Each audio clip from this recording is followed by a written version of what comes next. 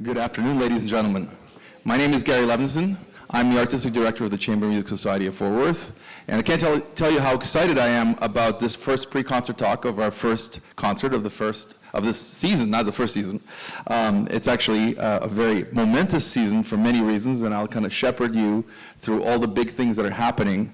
But you know, the kind of pre-concert talks we've done, I'm sure you've noticed, have evolved, and I'm really, really proud of the way we work with Laurie Shulman, who is here all the way from Virginia. So please help me welcome Laurie. Good afternoon, ladies and gentlemen, and thank you for that warm welcome. It is always a pleasure to return to Fort Worth and to this wonderful series. I'm really excited about this afternoon as well. Gary is very creative on many levels, and one of his gifts is coming up with fabulous titles for these concerts. He's called this one Quartet Building Blocks. So what exactly do we mean by that? If you look at your program page, you'll see we have three composers. There's Haydn, who came from Austria. There is Béla Bartók, who was Hungarian, and there's Bedřich Smetana, who was Czech. What do they all have in common? Eastern Europe.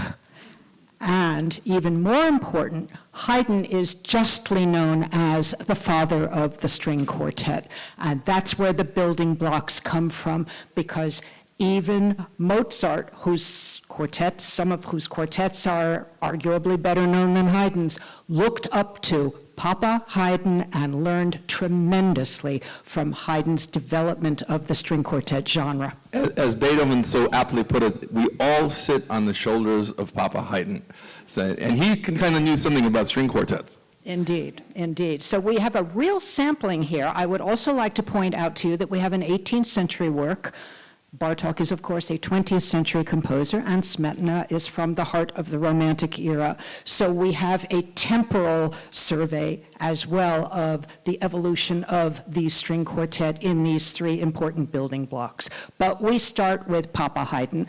Now, Haydn wrote a total of, I believe it's 83 string quartets. Exactly. Yeah. And these Opus 64 ones are not the very last ones, but he was decidedly a fully formed, fully developed, mature composer. He was also a string player himself. What kind of a difference does that make for someone writing for string quartet? Well, what's interesting is you look at his dates, you know, and it's firmly in the classical period, but what people need to know is that string instruments were evolving while we were talking about it. We're talking about, if you look at something like 1732, that is still why Stradivari was still alive. He died in 1737. So Haydn really was one of the mavericks that moved the technique along, and of course, as the instruments got more and more sophisticated, so did his playing and his compositional style. So as I have pointed out in your program notes, he was working for the princely Esterházy family for much of his career, pretty much from 1761 through technically the end of his life, but in 1790 a whole lot of things change. I'll leave the European history part of it to your reading, but basically he acquired a degree of freedom, of movement, and of autonomy to compose what he wanted rather than what the prince wanted him to write because of a changing of the princely succession. And this was one of the quartets that coincided with his first trip to London, which gave us the dozen symphonies we so treasured as the London Symphonies. This particular one is much beloved because of its glorious first theme, which is really two themes. In this first example, you'll hear the lower three strings introduce and set up a pulse, and then the first violin is going to come in with the theme that has given the quartet its nickname. May we hear example one, please?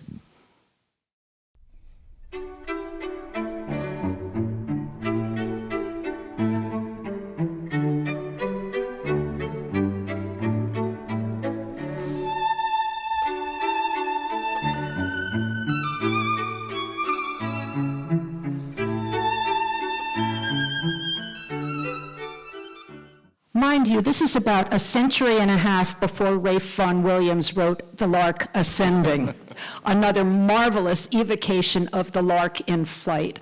But it is that soaring theme, and it just exudes joy and the spirit of open air and glorious flight. It's a magical moment in the literature. I just want to draw the audience's attention to the fact that the string quartet, as it evolved, really as it was written by Haydn, is supposed to be its own animal. In other words, the four instruments sounding like one. But in every string quartet, you ask the first violinist, whoever they may be, and it always feels like a violin concerto. So how is it that we can have the four instruments sounding like one, and yet the first violinist has all the hard stuff? You'll see that in their playing. Not quite all the hard stuff, but there is a definite emphasis on the first violin for much of this quartet. Our next example is from the development section of this first movement. What I'd like you to be listening for is triplets, particularly in the first violin part, and also it's very chromatic and very dramatic. We've temporarily departed from that lyricism, and Haydn is showing that he knows how to evoke the feelings of angst as well. And also you will hear that the first violin is very clearly the first among equals. Track 2, please.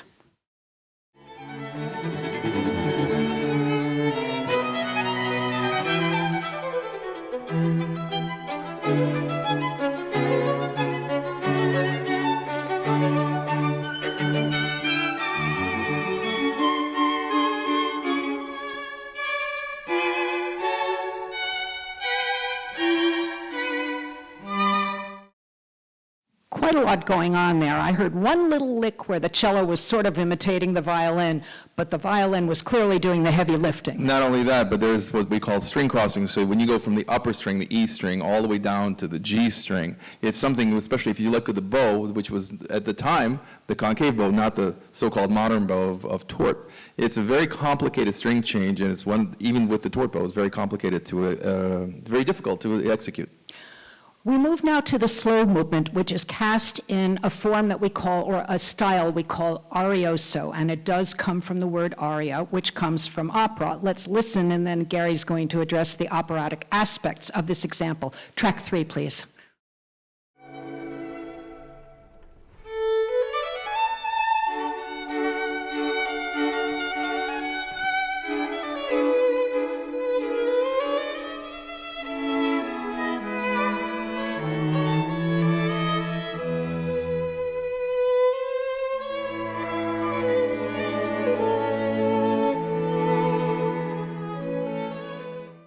If this were opera, she'd need a lot of breath, wouldn't she? Yeah, well, we get taught in music school, you know, that Mozart is the one who invented opera, and of course he did. He wrote incredible music that even the concertos are very operatic, especially piano concertos. But you can see from where he learned, because Haydn was the master of this endless melody, and of course the violin gets this one in a slow, like a soprano roll in the slow movement. In all fairness, they both learned from their Italian predecessors, and Italy is, of course, the birthplace of opera. But I think it's arguable that Mozart and Haydn brought opera into the instrumental concert hall and transferred those delightful fioriture, is what they call them, these embroidery things that happen in elaborate vocal singing, these decorations, and made them the domain of instrumentalists and not solely of the singers. Okay, so our next example is coming from the trio section of the minuet, and the minuet is an A-B-A form, and the B section is often in stark contrast to the outer parts of the minuet, which get repeated at the end. What's happening in here, it's a lot more democratic writing, and you'll hear Haydn start to introduce a lot of counterpoint in the way he is handling his four instruments. Track 4, please.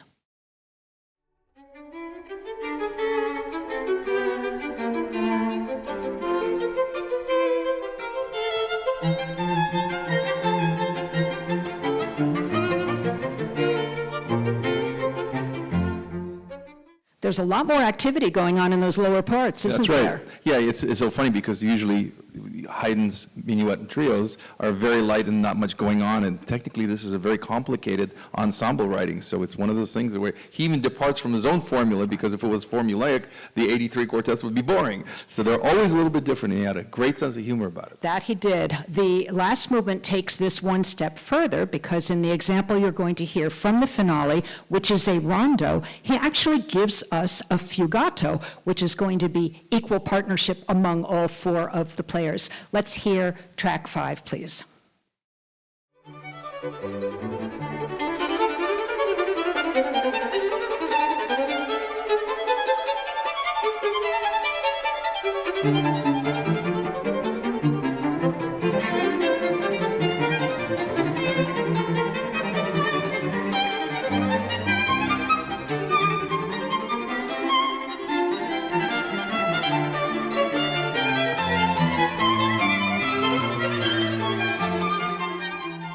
Gary, can you talk a little bit about the perpetual motion aspect of this? Yeah, I always wonder when you learn these quartets, and they're already an established group, so they probably played these quartets many, many times. It never really sits in the fingers, even though perpetual motion you'd think would be so simple. I mean, I wonder if he wrote this on the piano or at the time of the keyboard, and then sort of transcribed it for the instruments, for the string instruments. But it's one of those things where it looks like nothing on the page, and yet it never really sits in your fingers. All right, we are going to move now a century and a half later to, I think it's 1934, with the Bartók Fifth Quartet. Bartók's survey of 6 quartets was the most substantial contribution to the genre since Beethoven's. He was surpassed by Shostakovich, but not until much later, because I think Shostakovich had written 8 symphonies before he started writing quartets. He came to the quartet comparatively late. That is a different discussion. But this 5th quartet of Bartók, he was already experienced at writing for strings, even though he was himself a pianist and not a string player. He was a real pioneer in using what we call extended techniques for the string instruments. But they surface a lot, particularly in the 3rd and 4th quartets. In this 5th one, he uses things that we're a lot more accustomed to, like trills, glissando, tremolando, pizzicato. These are not foreign things. You'll hear them in music from 100, 150 years before, but it's the eeriness of the moods he creates with them that I find fascinating. Totally, and also we have to remember that his Romanian, Hungarian culture, if you will, is so much in the process of what he would hear in the streets. So there's a lot of folk music in all of his quartets. It's an angular way of doing it, but I mean something that I think the Hungarians and Romanians would actually respond to because it was folk music. The 5th quartet is written in an arch form, which means that the outer movements mirror one another in tempo and in some cases in a little bit of the content. Movements 1 and 5 are corollaries 2 and 4, and they balance on the fulcrum, the central movement, which in this case is the Scherzo movement. We're going to open with the beginning of the first movement. It's very aggressive. It really is dissonant. It's got a strong rhythmic profile, and it's very exclamatory. It's what I call in-your-face movement. Track 6, please.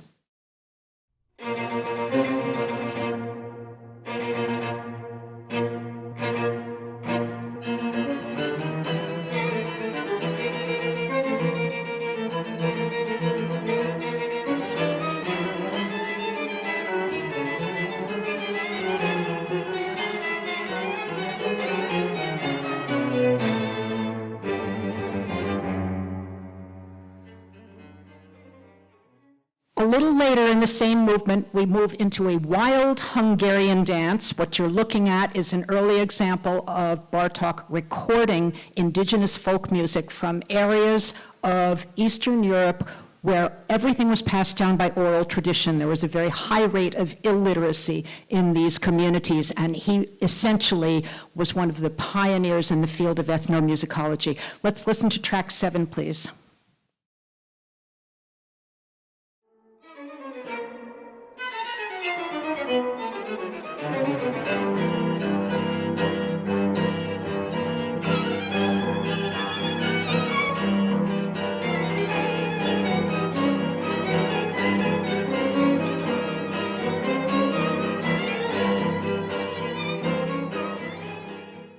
He's not really in any key, but he's sort of pulling you between multiple key centers, sometimes 2, sometimes more than 2, but the very strong rhythmic profile after that initial introduction in unison. So, you know, you'd mentioned Shostakovich, and I think both Bartók and Shostakovich were pioneers in the argumentative style of composition. So whereas Mozart and Haydn would have a very gentle conversation between 2 or 3 instruments. Here, it's really in your face. It could be an argument that the kind of argument you would see in film or in some kind of a play. So this is a completely different style of arguing and probably much more immediate to the 20th century.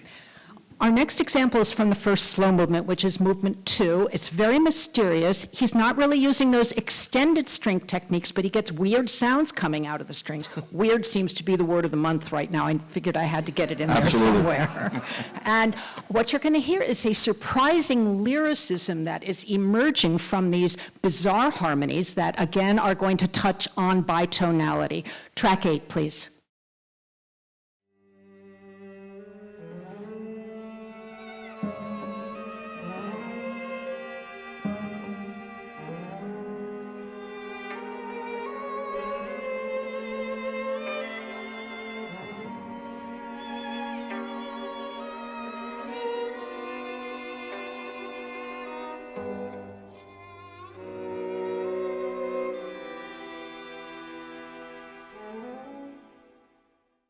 You hear this as post-romantic, don't you? I think of it as very romantic. It's very much like what the kind of gestures Webern would have used.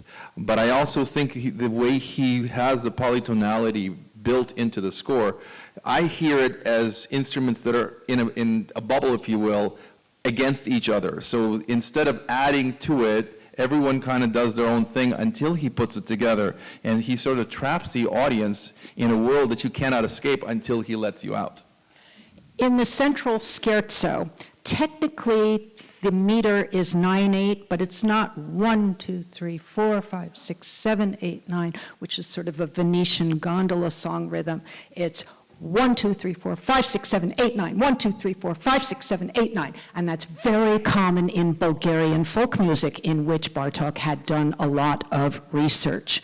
So you will hear that rhythmic profile dominating what happens in this scherzo. In a way, in the classical style, like the Haydn, you're so used to, even though he did use polyrhythms a little bit, we're so used to something that's predictable, whether it's in 6 or in 4 or in 3.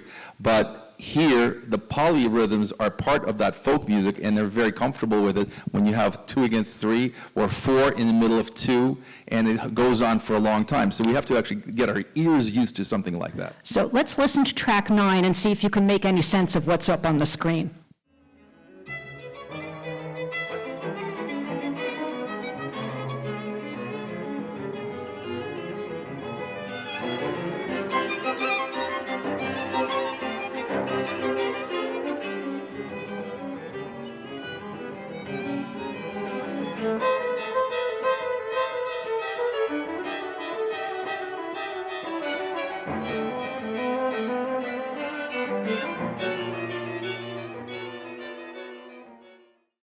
This is a movement where you'll want to be paying very, very close attention visually to the 4 players on the stage, because the level of precision and communication that they have to have is exceptional. It's tremendously difficult music, but it's also music that must be, I think, immensely fun to play once you have mastered it. Yeah, that's the operative word, once you've mastered it. Sometimes it takes a lifetime to master it.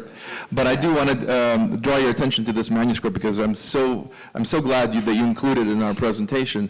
If you think of people like Beethoven and Bartók, this is exactly what their scores would look like. Beethoven would scratch it out 75 times until he was finally happy with what he got, whereas Mozart just wrote it down. Yeah. A lot of rethinking. Just wrote it down. A lot of rethinking, a lot of revisions. Well, I mean, Mozart and Shostakovich rethought in their heads, and Beethoven and Bartók did it on paper. So it's a fascinating thing here. The clip I've made from the 4th movement is an example how conventional string techniques like glissando and tremolano, slow trill, pizzicato can still yield really eerie sounds. Let's listen to track 10, please.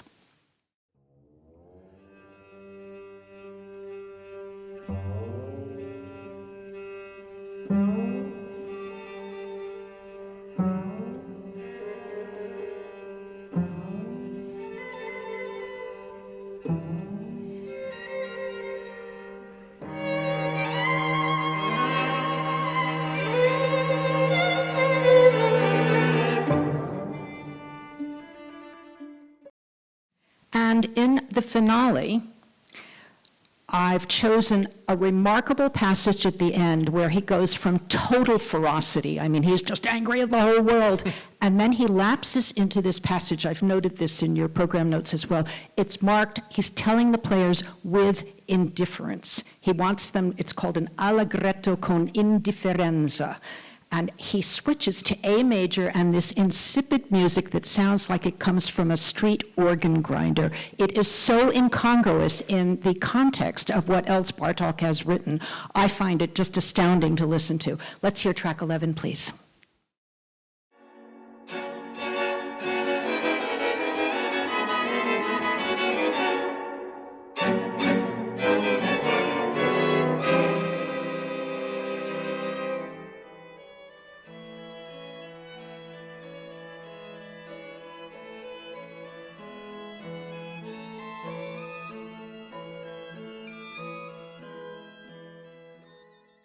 Pretty amazing. I mean, is he playing a joke on us? Is he making a commentary on popular culture? I think he's saying just because the other melody is so out of tune doesn't mean it can't sound really cool. Yeah, could be. Because, you know, there's a lot of street music where it's not all about intonation and technical perfection. Right. It's just about the way it feels when you're listening to it. Yeah. All right, we are going to move now to Smetana, who is often called the father of Czech music, and Dvorak looked up to him. Dvorak ultimately outshone him, but Smetana did have some wonderful, wonderful moments and some compositions of genius, including this first quartet, which is off the charts, autobiographical, and I have quoted at length from a letter he wrote to a close friend that explains the content of each of its 4 movements. And the first one is, it begins with an enormous viola solo, which is not always the case in a string quartet, and the other 3 instruments are just rotating back and forth. He called this the call of fate into the struggle of life. Let's hear track 12, please.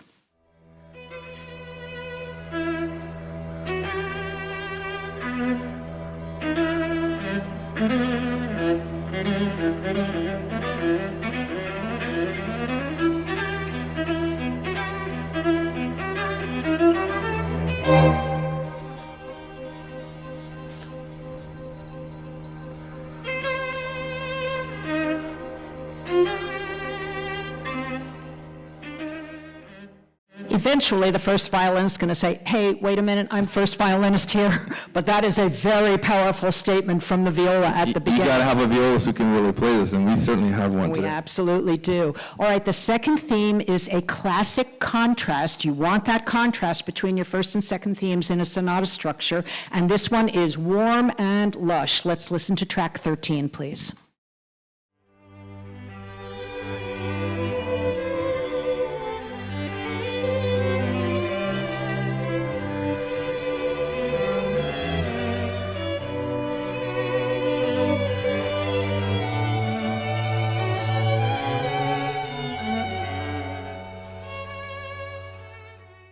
Now we're going to move to the next movement, which is a polka, and that you could not get a more indigenous dance. Let's show some of our dancers here. We've got lots of pictures of dancers here.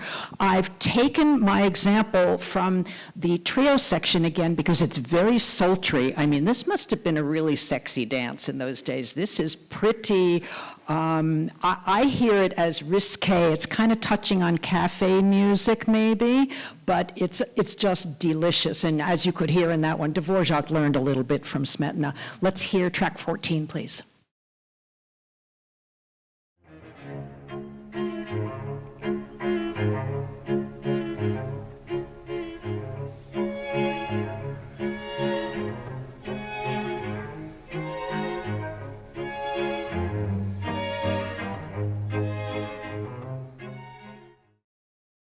I think they had maybe a little bit more fun, and that the Viennese didn't have all the fun with the waltz. I think they were enjoying themselves. The Czech culture is so known for its beer to this day, so if you have one too many, it's more like 10 too many, and that's the idea. Something else I remember is a very famous quotation by the Czech conductor Raphael Kubelik, who announced there's a big trumpet fanfare at the opening to the finale of the 8th Symphony, and he told the orchestra, "Gentlemen, In Bohemia, the trumpets never call to battle. They always call to the dance. Charming. Yes, indeed. All right, moving on, we have, oh yes, you heard at the beginning, we had this bumptious cello and viola thing going on there, but then when the violins come in with that sultry harmony, it's just quite the contrast. You can almost picture, I'm mixing my metaphors here, but Carmen with the rose in her teeth or something like that. All right, the slow movement opens with a lengthy cello solo. That's not what we're going to play for you, but Smetana described this movement as the love music from when he met the love of his life, the woman he describes as became his faithful wife. And it's very, very tender and romantic. Track 15, please.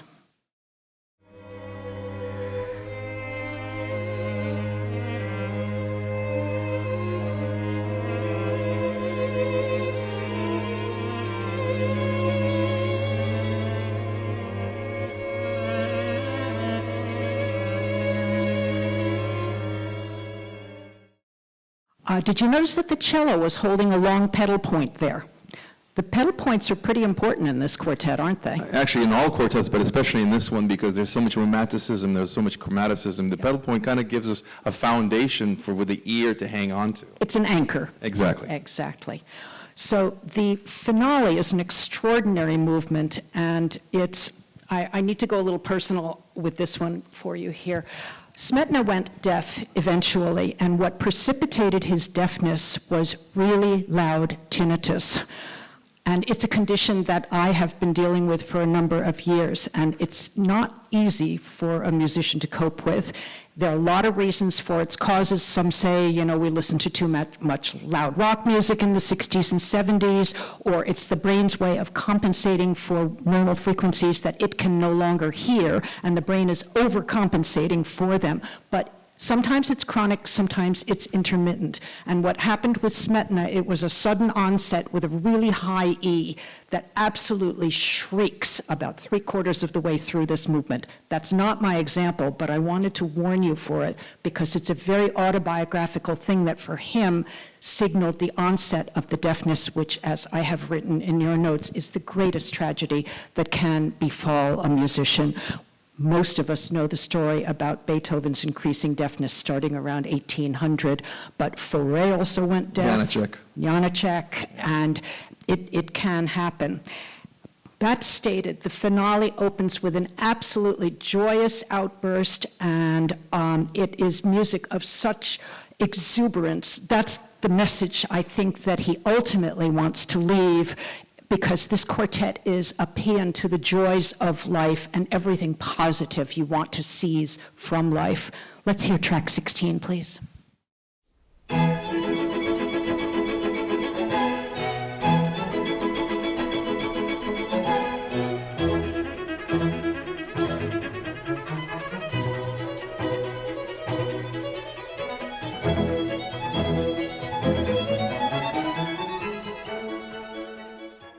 You can hear that the spirit of Bohemian dance, it just flows through all of this music. It's just that some of them are fast dances and some of them are slow dances. And just to put up the building blocks of this concert, these virtuoso passages are in pairs.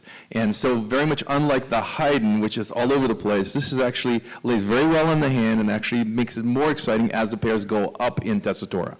Yeah. He was himself a skilled player. He played cello in the opera orchestra, didn't he? But more importantly, I think all of the Czech, having played Prague, God knows how many times, and everywhere in the Czech Republic, I think everybody is either secretly or not so secretly a string player.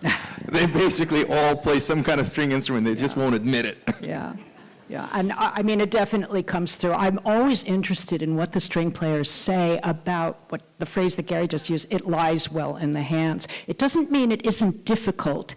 It just means that it's easier for the muscle memory to click in so you can start thinking more about the quality of tone that you're producing, where you're going to articulate so that your phrases communicate with one another and flow. It frees you up to concentrate on the music rather than concentrating on the technique. Very well put, exactly. Yes. Anyhow, it's a gorgeous program, and I'm absolutely thrilled to be here this afternoon, especially for such an auspicious Fort Worth debut for the Balourde Quartet. I know that you will welcome them warmly, and I thank you all for being here to listen to our introduction. Enjoy the concert. Thank you.